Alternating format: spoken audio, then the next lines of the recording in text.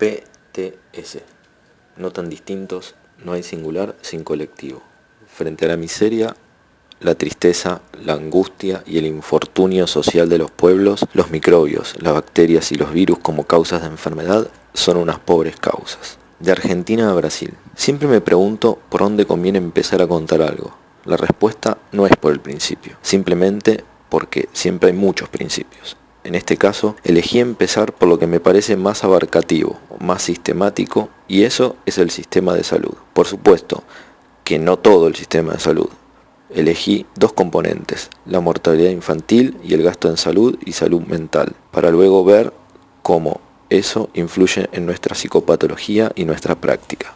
El argentino, Juan César García, fue en Latinoamérica el articulador de la medicina social, que en la segunda mitad del siglo XX comenzó a renovar la forma de estudiar los procesos de salud, enfermedad, atención. Más que una corriente de pensamiento, la medicina social fue un verdadero movimiento político. El concepto de medicina social se configura en la necesidad de prestar atención a los determinantes sociales de los procesos de salud, enfermedad y atención, así como a las desigualdades en la distribución de los servicios de atención médica. Mientras, el médico santiagueño Ramón Carrillo, neurocirujano, neurobiólogo y sanitarista, además de sentar las bases para el posterior desarrollo de la tomografía computada, alcanzó la capacidad político-administrativa de ministro de Salud de la Nación. Adivinen cuál fue el primer país que tuvo un Ministerio de Salud en el mundo. También adivinen cuál fue el segundo. Carrillo desarrolló la medicina preventiva desde la organización hospitalaria y los conceptos de centralización normativa y descentralización ejecutiva. Esta descentralización nada tiene que ver con la que después, con fines meramente económicos, impusiera los mercados, por ejemplo, en los años 90 en Argentina. Estos conceptos, desarrollados en los años 40 y 50 por estos argentinos, fueron los centrales en el desarrollo de lo que hoy conocemos como atención primaria de la salud, prevención y promoción de la salud. El primer cumpleaños. No es solo gastar más. Cuando se sobrepasa el primer cumpleaños, las posibilidades de supervivencia aumentan drásticamente. Y aunque los cambios biológicos en el primer año de vida son muchos, la supervivencia está poco relacionada con la biología y mucho con los factores socioeconómicos sanitarios. La cantidad de chicos que llegan al primer cumpleaños de todos aquellos que nacen en un año se mide con la tasa de mortalidad infantil, que es un indicador relacionado directamente con los niveles de pobreza y de la sanidad gratuita. O sea, a mayor pobreza o menor calidad sanitaria, mayor índice de mortalidad infantil. Veamos el gasto comparativo en salud de Estados Unidos, Cuba, Argentina y Brasil. Y ahora comparemos el exorbitante gasto en salud de Estados Unidos y su tasa de mortalidad infantil, no con países pobres como nosotros, sino con países ricos como Alemania, Inglaterra y Canadá, o sea, con gastos de salud más elevados que los nuestros. Como se aprecia, Estados Unidos es el que más gasta y tiene la mayor mortalidad infantil, o sea, que el gasto nada tiene que ver con la salud, salvo para quienes se enriquecen con ello. Ahora veamos qué pasa con Argentina y Brasil y sus tasas de mortalidad infantil. Está la evolución en los últimos 12 años de la tasa de mortalidad infantil para Brasil y para Argentina.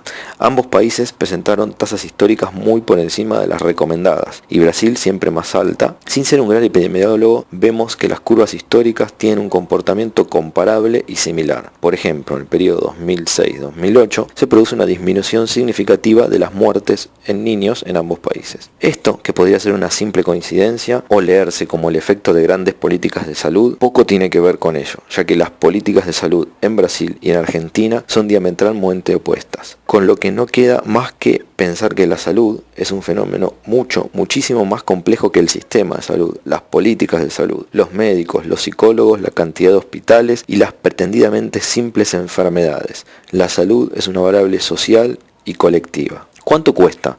¿Cuánto nos cuesta? ¿Cuánto le costamos? No es solo políticas correctas y bien aplicadas. En 1970, en Canadá, asume como ministro de Salud un abogado especialista en administración. Nada que ver con la salud, o todo que ver con la salud. Lo primero que hace es realizar un informe muy básico del estado de situación de salud en Canadá, preguntándose de qué muere la gente. ¿Cuáles son las causas de muerte? ¿Qué cosas causan esas muertes? O sea, los determinantes de salud. Y luego ve si el dinero que gastaba Canadá en salud tenía que ver con reducir los determinantes de las causas de muerte con el fin de adecuar la inversión. Una idea muy simple. Veamos qué encontró. Como vemos en el gráfico, lo que vio es lo siguiente. 1. La mayoría de las causas de muerte de los canadienses se debían a condiciones evitables y prevenibles. 2. La mayoría de esas condiciones evitables y prevenibles de las causas de muerte no estaban determinadas por las enfermedades, ni los virus, ni las bacterias, sino que eran determinadas por las condiciones de vida, o sea, el estilo de vida y el entorno o ambiente en que las personas viven y se desarrollan. 3. El estilo de vida y el entorno ambiente era lo que determinaba la existencia de las enfermedades, el cáncer, los accidentes, los infartos, las infecciones, etc. Y por lo tanto, las muertes que estos producían. 4. La mayor cantidad del gasto en salud, el 90%, estaba destinada al sistema de salud, a los hospitales, al personal, los fármacos y la tecnología médica. Factores que, como vimos en el gráfico, no influyen ni determinan en la salud ni en reducir las muertes de las personas, y muy poco a modificar el estilo de vida y el entorno o ambiente. El dinero que gastaba Canadá sostenía acciones individuales para solucionar de manera tardía en hospitales un problema que era la enfermedad. Y no usaba dinero en acciones colectivas, en el lugar donde podría evitarse que exista el problema, o sea, en el seno de la sociedad, mejorando el ambiente y haciendo más saludable el estilo de vida. Paradójicamente, el dinero y las acciones hospitalocéntricas del sistema de salud sostenían y generaban las causas de muerte en lugar de disminuirlas. Esta idea no fue revolucionaria ni novedosa. Solo confirmaba desde el norte los conceptos de García y Carrillo sobre el origen real de las enfermedades y dónde debe actuar el sistema de salud. ¿Cómo es el gasto en salud mental en nuestros países? Por supuesto que la organización de los sistemas de salud mental no escapa a las lógicas de organización de los sistemas de salud. Así, teniendo en cuenta que el principal dispositivo de atención de los padecimientos mentales en el sistema de atención argentino es el hospital monovalente, con su lógica hegemónica centrada en el encierro, es decir, una lógica de exclusión, mientras que en el sistema brasilero de atención en salud y salud mental está centrado en la comunidad. Como muestra el gráfico, un sistema no necesariamente es más caro que el otro, como se pretende, sino que el gasto está orientado hacia dispositivos comunitarios. Nuevamente, el gasto se orienta en mayor porcentaje intentando impactar donde se dan los procesos de determinación del padecimiento. De Brasil a Argentina, desmanicomialización y sistema único de salud, universalidad, equidad e integralidad, no solo más tecnología. Entre 1996, todavía sin ley de salud mental brasilera, y 2005, en Brasil se redujeron más de 3.000 camas hospitalarias.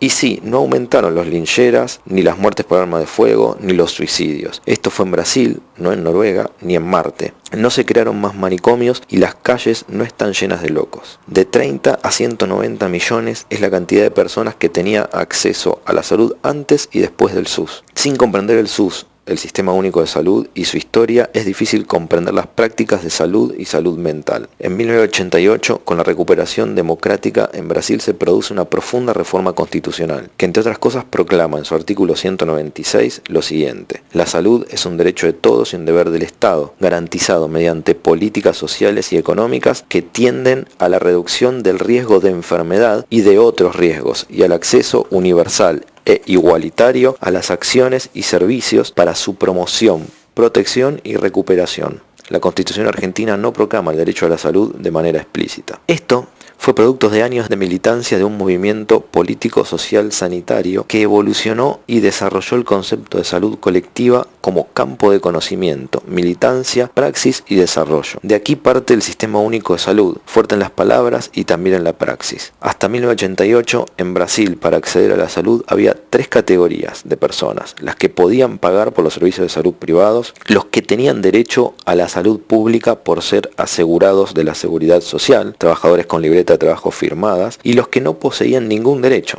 A diferencia de Argentina, el sistema público brasilero solo accedían quienes tenían trabajo. Para el resto, la mayoría de la población, no había nada. El SUS descentralizó las prácticas y las decisiones y los efectores a nivel municipal, pero sin desentenderse del financiamiento federal, como lo proponía Carrillo, a través de una serie de organismos colegiados, consejos comunitarios de salud, que terminan en el Consejo Nacional de Salud. El SUS está centrado en una estrategia de atención primaria de la salud y está territorializado con un grupo poblacional asignado y varios dispositivos de salud centrados en el programa de salud de la familia, que funciona funciona en cada centro de salud con varios equipos interdisciplinarios de profesionales y agentes de salud. Cada territorio cuenta con una unidad de pronto atendimiento, que es una parte del centro de salud que funciona 24 horas y atiende emergencia. También existen los centros de atención psicosocial, que son los dispositivos de salud mental. No siempre estos dispositivos están en el mismo predio físicamente en cada territorio, pero sí cada familia de cada territorio tiene un agente de salud de referencia, y un equipo de salud familiar de referencia, y un centro de salud de referencia, y etcétera, etcétera, etcétera. Los equipos y los agentes de salud van a las casas de los usuarios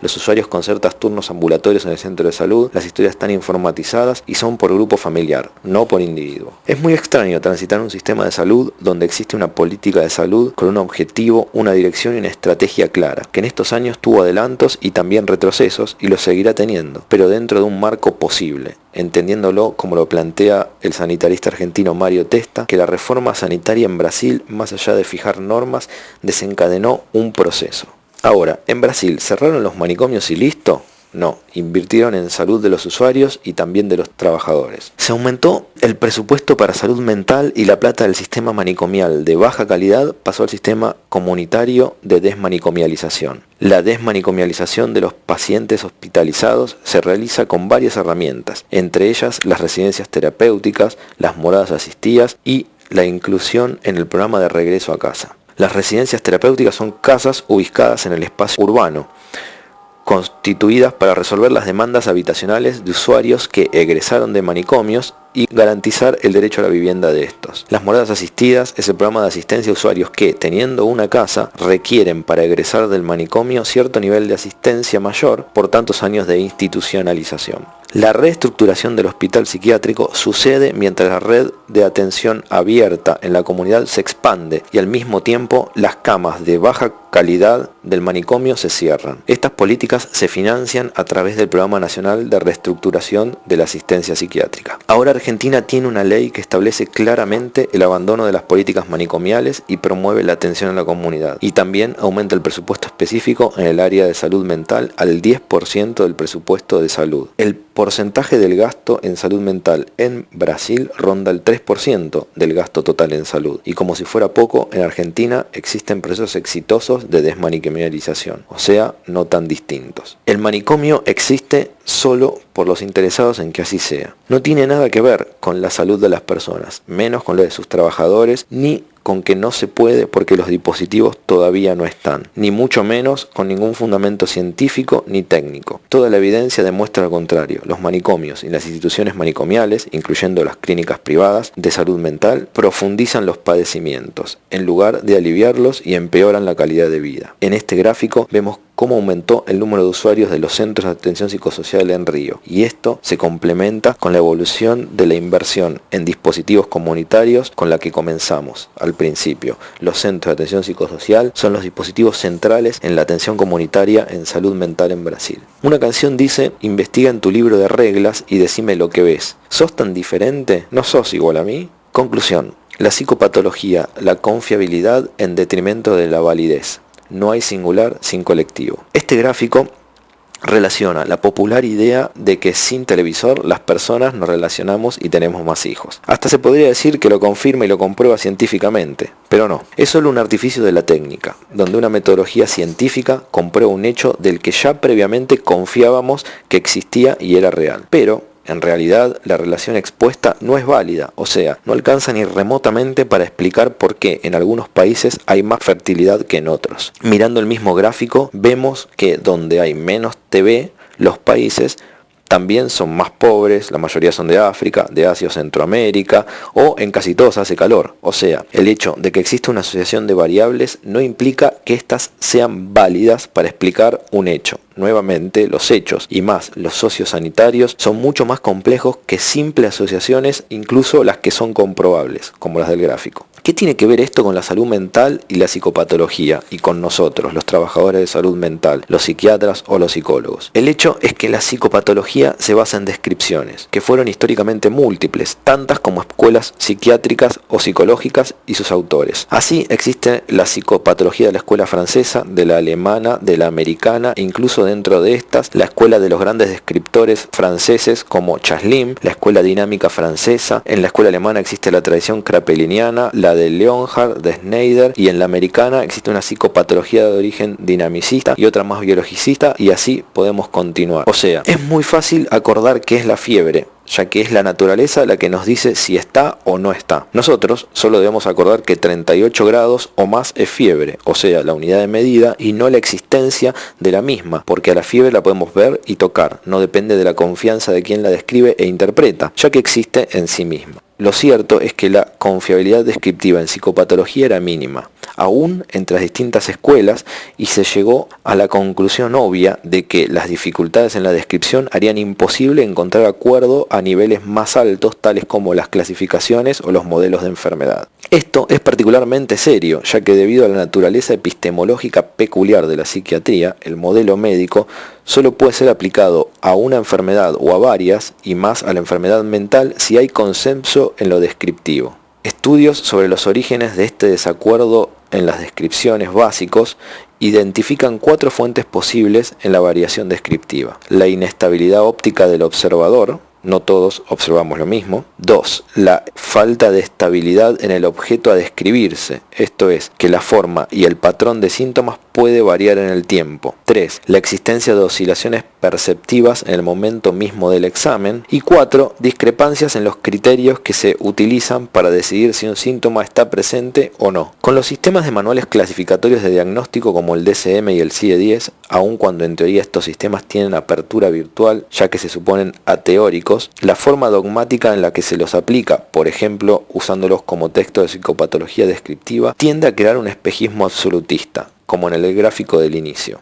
el de la tele y la fertilidad. Debemos remarcar que las dificultades que tienen estos instrumentos son más serias y anteriores a las estadísticas utilizadas para realizarlos. La validez empírica de la psicopatología descriptiva en la que se basan no depende de las estadísticas del sistema, ni siquiera de la estructura de la entrevista o de las reglas que la controlan, sino de los principios que regulan la observación misma del fenómeno, que, como dijimos, es muy variable no solo entre las escuelas, sino entre las personas y entre los pacientes cuando los vemos en un momento determinado. El psicopatólogo rara vez se pregunta por qué hay un número tan reducido de signos o síntomas psicopatológicos. Esto se lo puede contestar de 2 maneras. 1. Que la respuesta biológica al ataque de la enfermedad mental es muy estereotipada, es decir, el repertorio sintomatológico es limitado. O 2. Que los conceptos que no nos permiten hacer visibles ciertas patologías del comportamiento humano no se han desarrollado. Mientras tanto, el comportamiento del paciente psiquiátrico en un momento determinado es una mezcla de actos más o menos significativos, que determina lo que es considerado como síntoma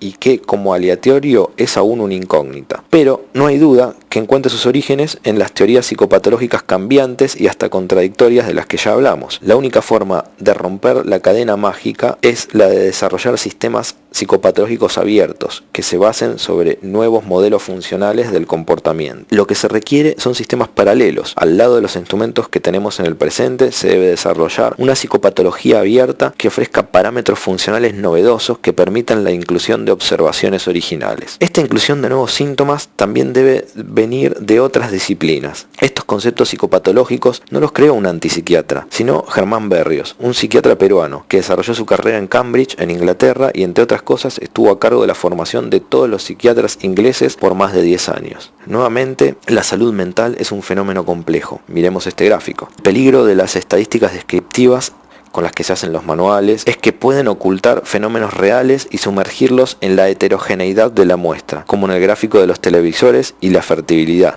Pero, aparte de corregir el efecto de cierre y la pérdida de validez, la creación de psicopatologías descriptivas abiertas y la defensa del análisis del caso personal singular, puede también reivindicar la tarea clínica del psiquiatra, sin contacto con las grandes multinacionales psiquiátricas y sus nuevos monopolios. Esta acumulación de experiencia permitirá que alguna vez podamos entender el fenómeno de la locura y así ayudar mejor al paciente de salud mental, cosa que muchos tienden a olvidar y es la razón de ser de la psiquiatría. La idea es la de desarrollar sistemas descriptivos paralelos que observen el mismo comportamiento desde matrices conceptuales distintas y que permitan triangular las distintas visiones.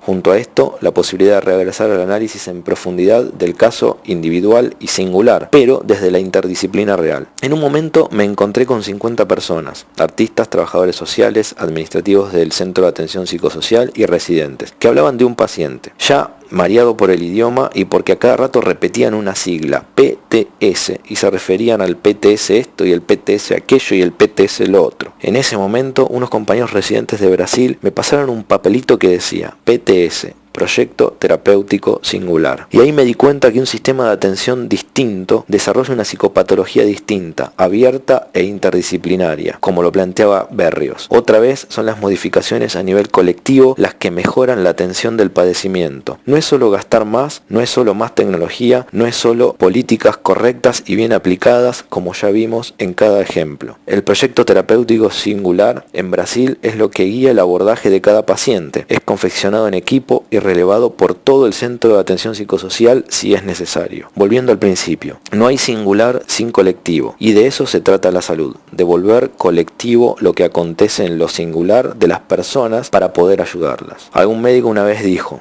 mientras los médicos sigamos viendo enfermedades y olvidemos al enfermo como una unidad biológica, psicológica y social, seremos simples zapateros remendones de la personalidad humana. Muchas gracias.